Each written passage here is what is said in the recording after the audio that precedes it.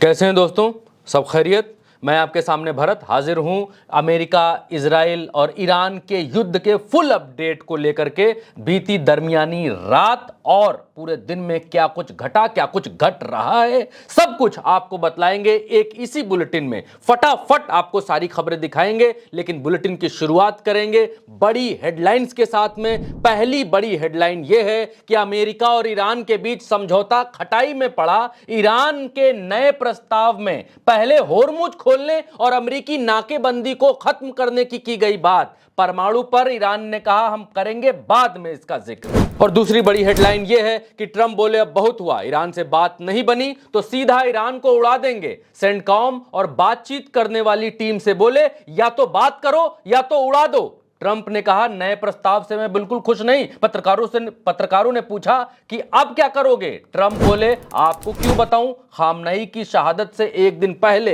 यानी 27 फरवरी को भी ट्रंप ने दिया था ऐसा ही बयान। तीसरी बड़ी हेडलाइन यह है कि ईरान से पिछले 40 दिन के युद्ध पर बोले ट्रंप मैंने जो किया पता नहीं मूर्खतापूर्ण था या साहसी था, लेकिन वो समझदारी भरा था, मैं इसे दोबारा भी करूंगा। ईरान को इस बार ऐसे नहीं छोड़ूंगा। चौथी बड़ी हेडलाइन यह है कि ईरान को भी है युद्ध का अंदेशा। ईरान के सीनियर मिलिट्री अधिकारी मोहम्मद जाफर आसदी का बयान, अमेरिका के साथ नहीं बन रही है बात, फिर से कभी भी शुरू हो सकता है युद्ध। पांचवी बड़ी खबर यह है कि अमेरिका ने अरब देशों को बांटना शुरू किया हथियार। कतर, कुवैत, इजराइल और यूएई को दिए 8.5 बिलियन से ज्यादा के हथियार। छठी बड़ी हेडलाइन यह है कि ट्रंप का एक और बेहुदा बयान, कहा यूएस नेवी अरब सागर में समुद्री डाकुओं की तरह कर रही है काम, वहां से माल कमाने में मजा आ रहा है। सातवीं बड़ी हेडलाइन यह है कि तुर्की ने बनाया दुनिया का सबसे खतरनाक ड्रोन। बिना जीपीएस के 1000 किलोमीटर तक 40 किलो बारूद लेकर 7 घंटे हवा में उड़कर कर सकता है हमला। और आठवीं बड़ी हेडलाइन यह है कि लेबनान ने इजराइल के 100 से ज्यादा वॉर टैंक उड़ा डाले, 200 से ज्यादा को किया खंडहर में तब्दील। अमेरिकी पत्रकार बोले इजराइल उड़ा रहा है अमेरिकी टैक्स पेयर का पैसा। नवीं बड़ी हेडलाइन यह है कि नतांज न्यूक्लियर प्लांट की जासूसी करने के आरोप में ईरान ने 2 जासूसों को फांसी दी। 10वीं बड़ी खबर और 10वीं बड़ी हेडलाइन, ट्रंप ने कबूला ईरान में बगावत के लिए नागरिकों तक पहुंचाई थी मैंने ही हथियार। कुर्दिशों को भिजवाए थे हथियार, लेकिन कुर्दिशों ने नहीं पहुंचाई थी खेप। और 11वीं बड़ी हेडलाइन यह है कि ट्रंप ने ईरान के खिलाफ सैन्य कार्रवाई को लेकर कहा कि उन्हें इसके लिए संसद से इजाजत लेने की जरूरत नहीं, जो लोग इसकी मांग कर रहे हैं वो देशभक्त नहीं है। 12वीं बड़ी हेडलाइन यह है कि व्हाइट हाउस ने संसद को आधिकारिक तौर पर बताया कि ईरान युद्ध अब खत्म हो चुका है, उस इलाके में अभी भी अमेरिकी सेना है मौजूद, इससे फर्क नहीं पड़ता। 13वीं बड़ी हेडलाइन यह है कि होर्मुज में जहाजों की आवाजाही लगभग बंद हो गई है। पहले जहां हर दिन करीब 130 जहाज गुजरते थे, अब 10 से भी कम जहाज पार कर रहे हैं होर्मुज। 14वीं और बड़ी हेडलाइन यह है कि इजराइल के हवाई हमले से लेबनान के दक्षिणी गांव लुआइजेह में 3 लोगों की मौत हुई। लोकल मीडिया के हवाले से खबर, आज पूरे दिन लेबनान पर हुए अलग अलग हमलों में मरने वालों की संख्या बढ़कर 7 पहुंची। और 15वीं बड़ी हेडलाइन यह है कि ईरान में इंटरनेट इस्तेमाल नहीं कर पा रहे हैं लोग, काम धंधा नौकरी और रोज की जिंदगी पर पड़ रहा है बुरा असर। इंटरनेट पर नजर रखने वाली संस्था नेट ब्लॉक्स के मुताबिक ईरान में 64 दिनों से बंद हैं इंटरनेट और ऐसे ही बने हुए हैं हालात। 16वीं बड़ी हेडलाइन यह है कि होर्मुज बंद होने से खाद की सप्लाई बुरी तरीके से प्रभावित, 30% घट सकती है फसलों की पैदावार। और 17वीं बड़ी और आखिरी बड़ी हेडलाइन यह है कि ईरान युद्ध के कारण भारत पर फूटने वाला है महंगाई बम। एक्सपर्ट्स ने जताई आशंका, महंगाई दर आरबीआई के तय किए गए दायरे से ऊपर निकलकर 5% का असर, 5% का स्तर पार कर सकती है। दोस्तों हेडलाइंस के बाद अब खबरें विस्तार से और जल्दी जल्दी खबरों पर नजर डालेंगे कि क्या कुछ घट रहा है, क्योंकि हम और हमारी टीम इंटरनेशनल अखबारों, उनकी वेबसाइटों से खबरें निकाल करके लाते हैं और ये दावा करते हैं कि हम जो खबरें आपको दिखलाने जा रहे हैं, बतलाने जा रहे हैं, ये आपको मेन स्ट्रीम मीडिया में देखने को नहीं मिलेंगी, या मिलेंगी तो एक आध मिलेंगी। चलिए जल्दी जल्दी से शुरू करते हैं। मिडिल ईस्ट के भीतर क्या कुछ घटा इस दरमियान में, दिन और रात में दोनों को मिला करके। चलिए पहली बड़ी खबर निकल करके ये आ रही है, हॉर्मुज लेटर के हवाले से आपके सामने यहां पर है। ट्रंप ने यह कहा है या तो बात करो या तो उड़ा दो। हुआ यह कि ईरान ने जो नया प्रस्ताव भेजा है उस प्रस्ताव में फिर से यह जिक्र नहीं है कि परमाणु का वो क्या करेंगे। ईरान ने कहा कि परमाणु पर हम बाद में बात करेंगे, पहले दूसरे मुद्दों पर हम बात कर लेते हैं। और ट्रंप ने कहा कि बात नहीं बन पा रही है। हिंदी तर्जुमा इसका यह है, ट्रंप ने कहा कि या तो उन्हें उड़ा दो या तो समझौता कर लो। उन्होंने अभी अभी ईरान से सीधी बातचीत की है, वो बातचीत और आज सुबह के नवीन प्रस्ताव से खुश नहीं है। हमलों के बारे में पूछे जाने पर ट्रंप ने कहा मैं आपको क्यों बताऊं, ये आगे कहा कि देखते हैं क्या होता है। अच्छा, इसमें खास यह है कि 27 फरवरी को भी ट्रंप ने कुछ ऐसा ही बयान दिया था और 28 फरवरी को ईरान के ऊपर हमला किया था जिसमें अयातुल्ला खामनई को शहीद कर दिया था। और इस वजह से लोग इस बात को बड़ी आशंका भरी नजर से देख रहे हैं कि ट्रंप अब क्या करने वाला है, क्या कुछ बड़ा हमला ईरान के ऊपर करने वाला है, क्या कुछ करने वाला है। ट्रंप ने यहां पर कहा कि उसको नहीं मालूम है कि ये ईरान के ऊपर हमला करना फूलिश यानी मूर्खता भरा था कि ब्रेवरी भरा था, बहादुरी थी, लेकिन वो स्मार्ट डिसीजन था, ये ट्रंप कह रहा है। और कह रहा है वो इसको दोबारा करेगा, मतलब दोबारा से वो युद्ध करेगा, ईरान के ऊपर हमला दोबारा करेगा। इसमें क्लैश रिपोर्ट के हवाले से वो क्लियर संदेश इस बारे में दे रहा है। डिपार्टमेंट ऑफ स्टेट जो है अमेरिका का, वो इस बात को कह रहा है कि Iran is not coming through with the kind of deal that we need, यानी जिस तरीके की डील हम ईरान से चाहते थे, ये ट्रंप कह रहा है कि जिस तरीके की हम डील चाहते थे उस तरीके की डील ईरान नहीं कर रहा है। और हम जो है होर्मुज और उसके आसपास जो जहाज खड़े हुए हैं उनको इतनी जल्दी नहीं हटाएंगे, ईरान को इतनी जल्दी नहीं छोड़ेंगे। और क्यों नहीं छोड़ेंगे? क्योंकि 1-2 साल 3 साल में दोबारा से ऐसी प्रॉब्लम आकर के खड़ी हो जाए, हम यहां से पूरे प्रॉब्लम का सल्यूशन कर करके यहां से निकलेंगे, कर करके जाएंगे, ये ट्रंप कह रहा है। थोड़ा सा बयान अगर मैं उठा पाऊं तो आपको उठा करके। They're not coming through with the kind of deal that we have to have, and we're going to get this thing done properly. We're not going to leave early and then have the problem arise in 3 more years. हाँ, कह रहा है कि दोबारा से problem खुद फिर ना शुरू हो जाए। अच्छा, ये फूलिश वाली बात भी सुन लीजिए। Look at this. I'm talking about all these things you're getting, and you stand up when I talk about you can't let Iran have a nuclear weapon. We can't. But I did something that was, I don't know, foolish, brave, but it was smart. I would do it again, but I thought the numbers would be much worse. I thought the stock market would go down much more. हाँ, ये आदमी कह रहा है कि हमने Iran पर हमला किया है, बेवकूफ़ी थी, स्मार्ट डिसीजन था, जो भी था, लेकिन हमने सही किया था और हम दोबारा इसको करने के लिए आ रहे हैं, करने के लिए जा रहे हैं, ये कह रहा है ट्रंप। अच्छा ठीक, आगे बढ़ते हैं। आगे ये है कि ईरान कह रहा है कि हमें मालूम है कि वो हमारे ऊपर हमला करने वाले हैं। Iran arm forces says it is likely US Israel war on the country will resume, यानी दोबारा से ये वॉर हो सकती है और हम इस बात को जानते हैं, हम इस बात से मुतमईन हैं, हमको इस बात की जानकारी है और हम जो है इसके लिए पूरी तरीके से तैयार हैं। यहाँ पर सैन्य मुख्यालय के प्रमुख मोहम्मद जाफर आसदी हैं, ये जो आपके सामने हैं, और इन्होंने इस बात को कहा है कि सबूतों से पता चलता है अमेरिका किसी भी समझौते या संधि के प्रति प्रतिबद्ध नहीं है और हम पूरी तरीके से तैयार हैं, क्योंकि हमारा आपसे ये वादा है कि जल्दी जल्दी से खबरें दिखाएंगे और जल्दी जल्दी से आपको बतलाएंगे और लास्ट में थोड़ी सी आपसे बात भी करूंगा, थोड़ी सी जरा सी इस सब मुद्दों के ऊपर। अगली खबर पर जल्दी से बढ़ते हैं। अमेरिका बड़ा दांव चल रहा है और इसने अरब कंट्रीज के भीतर हथियार बांटने शुरू कर दिए हैं, अरब देशों को हथियार देने शुरू कर दिए हैं। $8.6 बिलियन के हथियार अरब मुस्लिम ममालिक मुल्कों को यहाँ भिजवाए हैं। कतर के भीतर जो है 4 बिलियन के पैट्रियट डिफेंस सिस्टम भिजवाए हैं और 9,992 मिलियन का जो है APKWS, ये जो है ये कमांड कंट्रोल सेंटर टाइप का होता है कि कहाँ से बम गिराना है, कहाँ से आना है, वो कतर को भी भिजवाए हैं। 2.5 बिलियन के इजराइल को और UAE को, इन देशों को, अरब देशों के अंदर हथियार बांटने अमेरिका ने शुरू कर दिए हैं। क्यों? एक चीज़ मैं आपको बताता हूँ, जरा सा बताता हूँ, फिर आगे बढ़ता हूँ।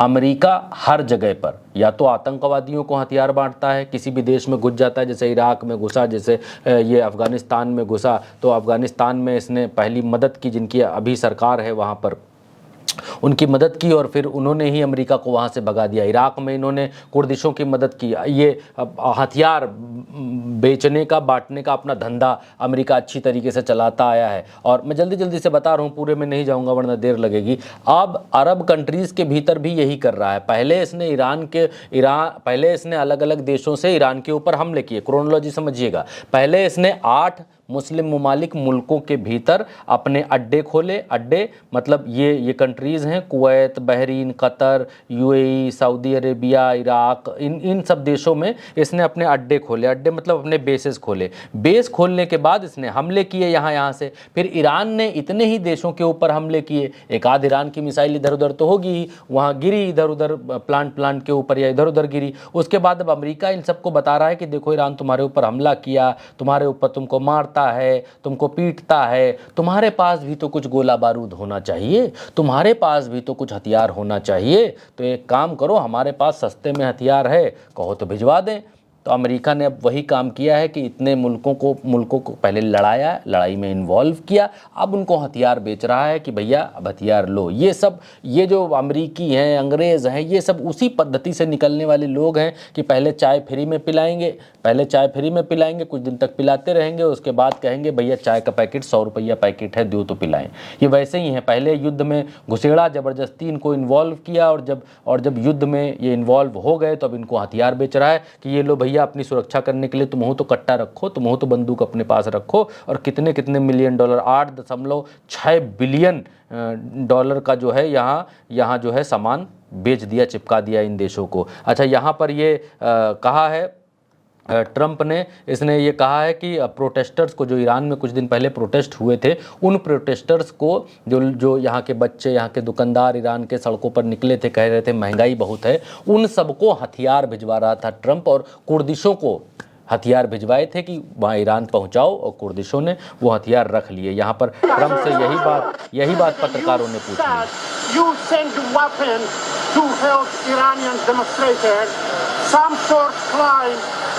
ईरान को डिमोस्ट्रेट करने के लिए, पूरा सुनाएंगे तो देर हो जाएगी, डिमोस्ट्रेट करने के लिए आपने हथियार भेजे थे। तो ट्रंप ने कहा कि हाँ भेजे थे, लेकिन कुर्दिशों को भेजे थे, उन लोगों ने पहुंचाया नहीं। खैर, अगली खबर यहाँ पर निकल करके आई है कि यूएस की जो नेवी है, नेवी वो डाकुओं की तरह एक्ट कर रही है, डाकुओं की तरह काम कर रही है, ये ट्रंप कह रहा है। और ट्रंप को बेशर्मी से इस बात को कह भी रहा है और शर्म भी नहीं आ रही है। Into the engine room, blew up the engine room, the ship stopped. They used tugboats, and then we landed on top of it. On top of everything else, we then land on top of it, and we took over the ship. We took over the cargo, took over the oil. It's a very profitable business. Who would have thought we were doing that? We're like pirates. कह रहा है कि ये बहुत profitable business है, जो हमने अरब सागर में अपने जहाज़ तैनात कर रखे हैं, किसी भी जहाज़ को निकलने नहीं दे रहे हैं। हम लोग डाकुओं की तरह जाते हैं, जहाज़ों पर कूदते हैं, और बड़ा प्रॉफिटेबल बिजनेस है ये जो हम काम कर रहे हैं। हम लोग डाकुओं की तरह, एक इतने बड़े राष्ट्र का, सुपर पावर राष्ट्र का जो राष्ट्रपति है, वो कह रहा है कि ऑफिशियली अनाउंस कर रहा है कि समंदर में, अरब सागर के भीतर जो जहाज़ निकल रहे हैं, तेल के टैंकर निकल रहे हैं, उनको हम लूट रहे हैं डाकुओं की तरह, और ये बड़ा प्रॉफिटेबल है, ये ट्रंप कह रहा है। अच्छा, 61%, ये हमने कल भी खबर आपको बताई थी, आज भी बड़े बड़े अखबारों में छपी, इसलिए टीम ने इस खबर को भी रखा। हालांकि करंट रिपोर्ट के हवाले से एक और खबर निकल करके आई है, वो ये है कि अमेरिका, क्योंकि जर्मनी ने इनका साथ नहीं दिया, इसलिए अमेरिका ने जर्मनी से 5000 से ज़्यादा जो इनका ट्रूप्स था, जो इनके लोग थे, सैनिक थे, वो निकालने शुरू कर दिए हैं। क्यों? क्योंकि मसला ये हुआ कि जर्मनी ने साथ नहीं दिया, क्योंकि जर्मनी के भीतर ये अपने लोग इसलिए रखा हुआ है क्योंकि ये रशिया से इसको जो है प्रोटेक्ट करने के लिए, बचाने के लिए रखा है। ये रहा जर्मनी इस जगह पर, और क्योंकि रशिया अटैक करेगा तो इन रशिया से इन सबको सुरक्षा देने के लिए इनने, ये यूरोपियन कंट्रीज़ हैं, यहाँ पे बहुत सारे देशों में इसने अपनी सेना रख रखी है कि भैया हम तुमको सैनिक दे रहे हैं भाड़े के ऊपर, और तुम लोगों की रक्षा, ये जो पीला वाला बड़ा सा दिख रहा है ये रशिया है, और ये जो हट गया ये रशिया है, और इससे हम रक्षा करेंगे। तो अब क्योंकि अमेरिका नाराज़ हो गया, बोला कि अब हम जो है तुम्हारी रक्षा करने के लिए हम यहाँ ट्रूप्स नहीं रखेंगे, नहीं भेजेंगे, और इसलिए ये धमकी के तहत अपने ट्रूप्स हटा रहा है यहाँ से। और एक और बड़ी खबर निकल करके सामने ये आ रही है, अल जजीरा के हवाले से है, और ये खबर ये है कि ये खबर ये है कि यूएस ने जो है सैंक्शंस लगाने शुरू कर दिए हैं शिप्स के ऊपर। अभी तक ये ईरान के ऊपर सैंक्शंस लगा रहा था कि भाई तुम किसी को तेल बेच नहीं सकते हो, लेकिन अब जो शिप और जहाज़ ईरान से तेल भर के या होर्मुज पर ईरान को टोल दे करके निकल रहे हैं, उन सब जहाज़ों के ऊपर प्रतिबंध लगा रहा है। प्रतिबंध कैसे? कि तुम समंदर में नहीं उतरोगे, तुम्हें ब्लॉक किया जाता है, तुम अब कभी जहाज़ नहीं चला पाओगे, इस तरीके के जो है प्रतिबंध ये लगा रहा है अमेरिका। अच्छा, एक और बड़ी खबर यहाँ पर, आगे खबरों में बढ़ेंगे तो बड़ी खबर आगे ये है, तुर्की से बड़ी खबर निकल करके आई कि तुर्की ने दुनिया का सबसे खतरनाक ड्रोन बना लिया है, ये कहा जा रहा है। और ये बिना जीपीएस नेविगेशन के काम करेगा, वीआईपी लोगों के लिए बड़ा खतरा है, क्योंकि ये कहा जा रहा है क्योंकि 40 किलो ये अपने हथियार लेकर के चल सकता है, 1000 किलोमीटर की रेंज है, 7 घंटे हवा में रह सकता है, बिना जीपीएस के चल सकता है। वीआईपीज़ के लिए बड़ा खतरा है। बड़ा खतरा यूँ है कि ये कहा जाता है कि अगर इंटरनेट नहीं रहा या जीपीएस काम नहीं किया तो जो वीआईपीज़ होती हैं उनकी सुरक्षा का जो लेवल होता है वो बड़ा लेवल होता है, और उस दरमियान में जीपीएस यूपीएस कुछ काम नहीं करता है, ट्रैकर ऐसे लगा दिए जाते हैं। लेकिन ये जो बनाया है ड्रोन, इस ड्रोन के ज़रिए अगर मान लो किसी बड़े नेता का सेट कर दिया लोकेशन, चाहे जितनी सुरक्षा हो, ये वहाँ पर जाएगा और गिर करके वहाँ से आएगा। तो तुर्की नया गेम चेंजर बनकर अरब में साबित हो रहा है। और तुर्की वही कंट्री है जिसने अभी कुछ 6-7 दिन पहले ये कहा था कि इजराइल को बिना ख़त्म किए शांति अरब ममालिक मुल्कों के भीतर नहीं आ सकती है, मिडिल ईस्ट में नहीं आ सकती। उन्होंने, तुर्की ने ये भी कहा था कि ईरान अगर चाहे तो वो युद्ध में शामिल होने के लिए तैयार है और युद्ध में लड़ाई लड़ने के लिए भी तैयार है। उसने एक बात ये भी कही थी कि होर्मुज को खुलवाने के लिए, होर्मुज पर कोई अगर मदद चाहिए हो तो हम तैयार हैं, ये तुर्की की तरफ से कहा गया था। अर्दोगन ने भी इस बात को कहा था और उनके विदेश मंत्री ने भी इस बात को कहा था। ये एथेन लेविस हैं आपके सामने, ये अमेरिकी पत्रकार हैं और इस बात को कह रहे हैं कि 100 से ज़्यादा टैंक फोड़ डाले हैं हिजबुल्लाह ने और 200 से ज़्यादा टैंक इनके डैमेज हैं, और ये सारे टैंक जो हैं अमेरिका की कमाई के हैं जिनको इजराइल इस्तेमाल कर रहा है। All on the American tax payers bill, America के टैक्स पेयर्स का जो है पैसा जो है वो सब खर्च हो रहा है। और आप देखेंगे इस तरीके से हिजबुल्लाह ने इजरायली टैंकरों को जो है जला डाला है और उन पर कब्ज़ा भी इजराइल लेबनान ने कर लिया है। ये बुरी तरीके से इजराइल लेबनान के भीतर पीटा जा रहा है और नुकसान भी कर रहा है लेबनान के भीतर, ये भी बात ठीक है, लेकिन नुकसान भयंकर तरीके से हो रहा है। हिजबुल्लाह को जितने हल्के में इन लोगों ने लिया था उतने हल्के में वो निपट नहीं रहा है। ये अमेरिकी पत्रकार हैं थे ना, और इन्होंने एक और खबर डाली कि खबर यहाँ पर दी कि 5 फिलिस्तीन के बच्चों को जो है यहाँ पर बिना किसी कारण के अनजान जगह पर लेकर के वैन में भरकर चले गए ये इजरायली सैनिक हैं। और क्यों ले जा रहे हैं, देखिए छोटे छोटे बच्चों को ये सब टांग करके ले जा रहे हैं, और क्यों ले जा रहे हैं ये भी नहीं मालूम, लेकिन क्योंकि ये इजरायली इन सब का शुरू से ही यही रहा है, महिलाओं बच्चों बुजुर्गों के ऊपर जुल्म करो, ख़त्म करो और शहर के शहर उड़ा दो, तबाह कर दो, उनके ऊपर कब्ज़ा कर लो। ना वहाँ कोई नाम लेने वाला रहेगा, ना वहाँ कोई बचेगा, ना वहाँ कोई ये कहेगा कि हमारा घर द्वार मुहार यहाँ पर है इसलिए हम यहाँ रहेंगे, सब कुछ उड़ा दो। इन गज़ा के भीतर इन लोगों ने यही किया और फ़िलिस्तीन के भीतर भी ये करते हुए दिखाई दे रहे हैं। फ़िलिस्तीन मतलब जिसको वेस्ट बैंक आज की तारीख में कह रहे हैं, ये देखिए ये पूरा कितना बड़ा, ये जितना आप हरा और पीला ये वाला देख रहे हैं, ये पूरा कभी फ़िलिस्तीन हुआ करता था, जो आज की तारीख़ में जितना हरा हो गया है ये इज़राइल बन गया है, जितना पीला है बीच में ये इतना वेस्ट बैंक, फ़िलिस्तीन टेरिटरीज़ जिसको कहते हैं वेस्ट बैंक, आज इसका नाम रख दिया गया है, वो बन गया है। इतने बुरे हालात कर दिए हैं, इतना गैरो जुल्म सितम के बाद जो है ये हालात आ गए हैं। अच्छा, यहाँ पर ये ईरान ने एक और बड़ी खबर निकल करके आई। ईरान ने इस बात को कहा है कि वो अपना यूरेनियम किसी भी हालत में कम नहीं करेंगे, ना ही किसी को देंगे।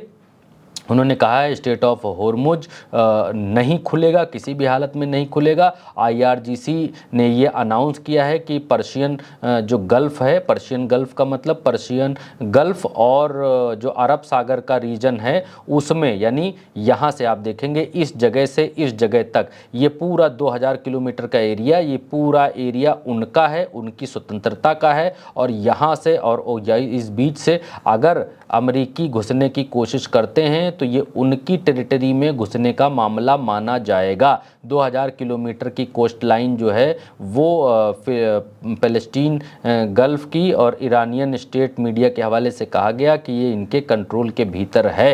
ये historic command declining control of nearly 2000 kilometre, ये बताया है कि ये अब इनके सुप्रीम लीडर ने कहा है कि ये सब इनके कंट्रोल में है, यहाँ पर कोई घुसेगा तो मारा जाएगा और ये उसकी जिम्मेदारी होगी। वाइट हाउस ने ये कंफर्म किया है कांग्रेस के भीतर, यानी संसद में, अमेरिकी संसद में, कि ये कितने चतुर चालाक हैं। इनको ये बात मालूम है अमेरिकियों को कि भाई 60 दिन से ज़्यादा अगर युद्ध लड़ रहे हैं कहीं पर, अमेरिका के यहाँ एक नियम है, 60 दिन से ज़्यादा युद्ध लड़ रहे हैं या लड़ाई कर रहे हैं तो आपको ऑफिशियली अपनी संसद से वो पारित कराना पड़ेगा कि हाँ हम युद्ध लड़ रहे हैं। अब ट्रंप का प्रशासन इतना चालू है कि इन लोगों ने, व्हाइट हाउस ने कांग्रेस के भीतर जाकर ये कह दिया कि हम लड़ाई तो हो ही नहीं रही, लड़ाई तो 40 ही दिन हम लोगों ने सैन्य अभ्यास, सैन्य कार्रवाइयाँ की थी और वो ख़त्म हो चुकी है, युद्ध विराम है, सब कुछ शांत है, हमारे जहाज़ वहाँ खड़े, हम वो लेकर कभी आ जाएंगे। लेकिन ट्रंप बाहर मुंह से क्या क्या बोल रहा है और अपनी संसद में क्या बोल रहा है, उन दोनों में बहुत बड़ा अंतर है। यहाँ पर बताया है कि लड़ाई ख़त्म हो गई है, कुछ नहीं चल रहा है। और एक और बड़ी खबर यहाँ निकल कर के आई है कि 2 लोगों को फांसी की सज़ा सुनाई है। नतांज न्यूक्लियर फैसिलिटी जो है उसकी मुखबिरी करने के चक्कर में दो जासूसों को यहाँ फांसी पर लटकाया है ईरान ने, ये खबर है। और ईरान टुडे के हवाले से एक और खबर है कि रशियन फॉरेन मिनिस्टर से ईरान के फॉरेन मिनिस्टर ने बात की है और जो कुछ भी युद्ध के बादल उमड़ रहे हैं उन सब पर जो है उनको अवगत कराया है और ये बतलाया है कि युद्ध की परिस्थितियाँ उमड़ आई हैं और इन परिस्थितियों में फिर जो एक राष्ट्र का धर्म होता है वो धर्म हम निभाएंगे। एक और बड़ी खबर यहाँ निकल करके आई है कि ऑयल टैंकर को, एक ऑयल टैंकर है उसको हाईजैक कर लिया गया है यमनी कोस्ट गार्ड ने, यमन के कोस्ट गार्ड ने इसको बताया। इसका नाम है MT यूरेका और इसको जो है आर्म्ड लोग हैं, 6-7 आर्म्ड लोग हैं। दूसरी रिपोर्ट में भी मैंने पढ़ा है 6-7 का जिक्र है उसमें। और करंटली इसको जो है सोमालिया के वाटर में देखा गया है, लेकर के जाया गया। अच्छा, मसला ये है कि ओमान की जो है किसने, यमन वालों ने किया है कि ओमान वालों, एक सेकंड रुकिएगा, ये जो है हाँ यमनी कोस्ट गार्ड ने किया है। तो ये यमन का कोस्ट गार्ड यहाँ पर रहा, ये बाब अल मंडेब है, तो ये इस जगह पर कहीं किडनैप करके सोमालिया की तरफ, ये सोमालिया है ये जो देश है यहाँ तरफ। अच्छा, सोमालिया के डकैत जो है वो ज़्यादा फेमस हैं दुनिया भर में समुद्री डाकों के मामले में, समुद्री लुटेरों के मामले में। और ट्रंप तो कह रहा है कि हम खुद समुद्री लुटेरे हैं और हम खुद लुटेरों की तरह वहाँ काम कर रहे हैं, जहाज़ों को रोक रहे हैं। तो ये उस जहाज़ की डिटेल है जो निकल करके सामने आई है। किधर ले जाया जा रहा है उसकी एक लोकेशन है, वो लोकेशन भी UKMTO जो एक संस्था है उसके ज़रिए यहाँ पर दी गई है। कितने बजे, कहाँ से, कैसे, ये सारी डिटेल इसके अंदर दी गई है। और यहाँ से आप इसको अगर देखना चाहते हैं और डिटेल पढ़ना चाहते हैं तो वीडियो रोक करके भी पढ़ सकते हैं, क्योंकि जल्दी जल्दी से हम आपको बतलाएंगे। एक खबर मैंने आपको कल दी थी कि 5 लोग मारे गए हैं टेक्सास के भीतर जो प्लेन गिरा था, उसकी कुछ फुटेजेस यहाँ पर निकल करके आई हैं। किस तरीके से वो प्लेन गिरा और क्रैश हुआ ये देखिए आपके सामने यहाँ पर है। और इस तरीके से ये प्लेन क्रैश हुआ और 5 लोगों के मारे जाने की इसमें खबर निकल करके आई है। तो अब कुल मिलाकर के मैं लास्ट में एक चीज़ बात करना चाह रहा था आपसे। कुल मिलाकर के खबरें तो ख़त्म हो गई हैं जितनी भी खबरें हैं। अब मसला ये बचा है कि रोज़ रोज़ हम आपको बताते हैं कि ये हो गया, वॉर होने वाली है, वॉर शुरू होने वाली, इनने ये कह दिया, उनने वो कह दिया, ये होगा। सब चीज़ें चल रही हैं, सब चीज़ें ठीक हैं, लेकिन एक चीज़ आपको नोट करनी पड़ेगी अगर आप इंटरनेशनल दर्शक हैं तो। मसला यहाँ पर ये फंस रहा है, अमेरिका को किसी चीज़ से मतलब नहीं है, होर्मुज किसी चीज़ से मतलब नहीं है। वो निकला था अरब देशों के बीच में एक ज़मीन कब्जाने के लिए। ज़मीन वो ईरान की हो सकती थी, ईरान में वो रिजीम बदल करके वो कब्ज़ा कर सकता था हर चीज़ पर, चाहे होर्मुज। जब रिजीम ही बदल जाती, राजा ही बदल जाता, उसने इसीलिए सबसे पहले खामनेई को मारा कि राजा को मार दो और उसके बाद तो सब प्रजा ऐसे ही हो जाएगी और कब्ज़ा कर लो। हर जगह राजाओं को मार कर ही राज्यों पर कब्ज़ा कर लिया जाता है, इतिहास में ये बताया दिखलाया गया। अब मसला ये है कि राजा को भी ईरान ने मार दिया, कुछ हुआ नहीं, तमाम सारे कमांडर्स को मार दिया लेकिन कुछ हुआ नहीं, ईरान और मजबूत होकर बाहर निकल रहा है। अब अमेरिका को हर हाल में उसका सिर्फ 2 ही लक्ष्य है। पहला लक्ष्य है ईरान के भीतर रिजीम पलटना, पहलवी का जो बेटा है जो अमेरिका में रह रहा है उसको ईरान की सल्तनत देना, पहला काम। दूसरा काम यह है कि ईरान के तेल के ऊपर कब्जा करना।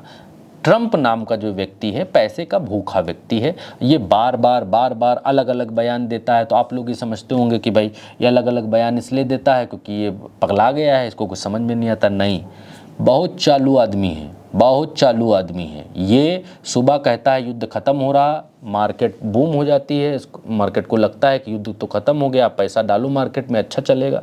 शाम को कहता है बम मारेंगे, उड़ा देंगे। मार्केट जितना व्यापारी वर्ग है, व्यापारियों का गुर्दा थोड़ा छोटा होता है, फस से मार्केट बैठ गई, क्लैश कर गई। तो ये क्या करता है, बयान देने से पहले पैसा लगवाता होगा, उसके बाद जब मार्केट उठती है तो पैसा निकाल लेता होगा, पैसा बना लेता होगा, फिर उसके बाद बयान पलट देता है। फिर इसके बयानों के ऊपर मार्केट ऊपर नीचे जा रही है। मेरी बात को वो लोग बहुत अच्छी तरीके से समझेंगे जो मार्केट में इन्वेस्ट करते हैं या पैसा लगाते हैं। खैर, तो ये मसला है कि संकट के बादल होर्मुज के ऊपर छाए हुए हैं और काले बादल उमड़ रहे हैं, युद्ध के काले और डरावने बादल उमड़ रहे हैं, क्योंकि इस दफ़ा अगर हमला हुआ तो इस दफ़ा बहुत बड़ा हमला अमेरिका करेगा, क्योंकि अमेरिका ये जान गया है कि ईरान के पास कैपेबिलिटी कितनी है और कितने बड़े हमले से ये काम इसका बन सकता है। पहले इसने थोड़ी जो है मानवीयता दिखाई, थोड़े टॉम हॉक जैसी मिसाइलें इस्तेमाल करी, लेकिन अभी ये खबरें निकल करके आ रही हैं कि ये बड़ी मिसाइलें तैनात कर रहा है ताकि ये बड़े स्तर पर जैसे लेबनान के भीतर इजराइल कर रहा है, पूरे के पूरे गांव एक ही बार में उड़ा रहा है, तो ये होर्मुज का कंट्रोल लेने के लिए या फिर ईरान का कंट्रोल लेने के लिए ये कुछ भी कर सकता है, कुछ भी कर सकता है और युद्ध कभी भी शुरू हो सकता है। इसमें कोई बहुत बड़ी बात नहीं है कि युद्ध शुरू करने के लिए कुछ बहुत बड़ा लगने वाला है। आप इधर सोए और सवेरे खबर आ गई कि युद्ध चालू हो गया, युद्ध शुरू हो गया और युद्ध में ऐसा ऐसा हो गया।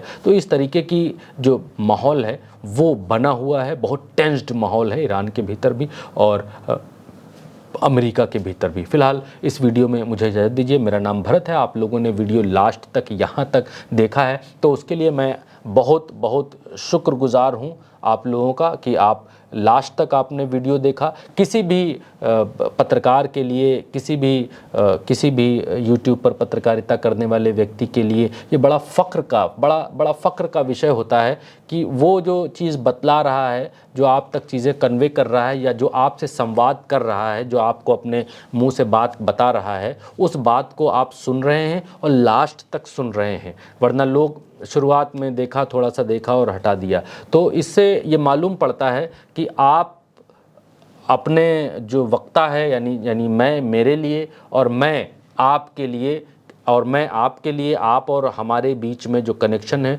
वो कितना अच्छा है कि आप मुझे सुनते हैं और मैं आपके लिए रोज़ खबरें लेकर के आता हूँ, इसलिए क्योंकि आप सुनते हैं, केवल इसलिए। तो इसलिए मैं आप लोगों का बहुत बहुत शुक्रगुज़ार हूँ, बहुत बहुत शुक्रिया अदा करता हूँ कि इस छोटे से किसान के लड़के की बात आप सुनते हैं। छोटा सा किसान का लड़का जिसने पत्रकार बनने की उम्मीद पाली थी, पत्रकारिता की पढ़ाई की और तमाम बड़े बड़े सिस्टम में, वो कहीं आपके बड़े से दिल के किसी छोटे से कोने में है